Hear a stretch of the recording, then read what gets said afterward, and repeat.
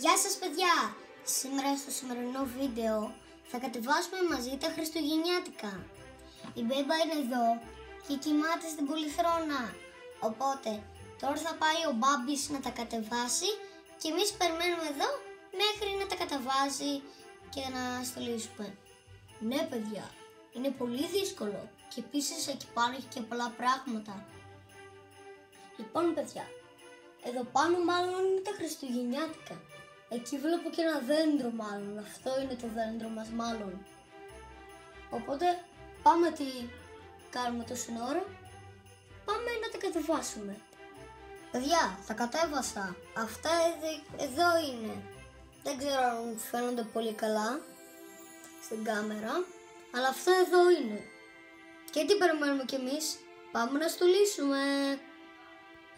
Για να στολίσουμε πρέπει πρώτα να φύγει αυτό εδώ το μεγάλο το φωτιστικό. Θα το πάμε εδώ στη γωνία και εδώ θα μπει το χριστουγεννιάτικο το δέντρο.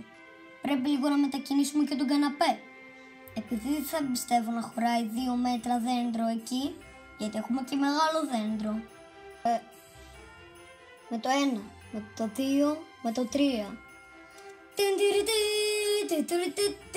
Παιδιά, χώρισε. Χωρίς να έχουμε μετακινήσει καν τον καναπέ. Δεν πειράζει. Τουλάχιστον χώρισε. Κάπως έτσι είναι με τις γυρλάντες. Περιμένετε να βάλουμε και τα στολίδια. Να παιδιά το δέντρο μας. Αστέρι λέμε να μην βάλουμε.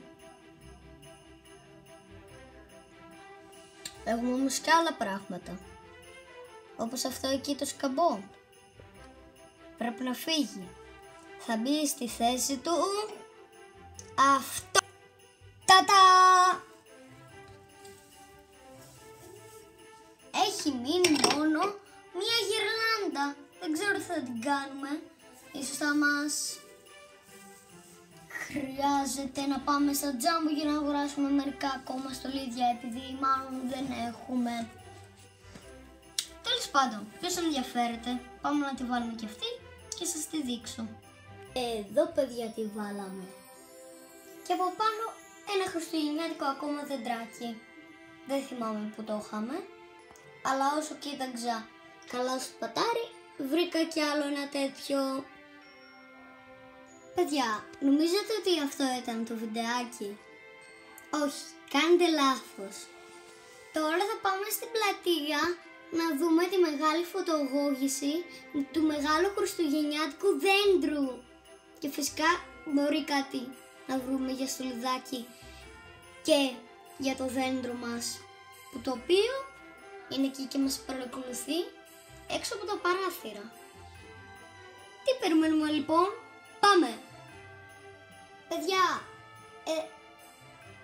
ακριβώς τώρα είμαστε κάτω από αυτό το μεγάλο τετανοτεράστιο δέντρο, που φυσικά μόλις μετρήσουμε μέχρι το 3 φανταζόμαστε να έχει ανάψει.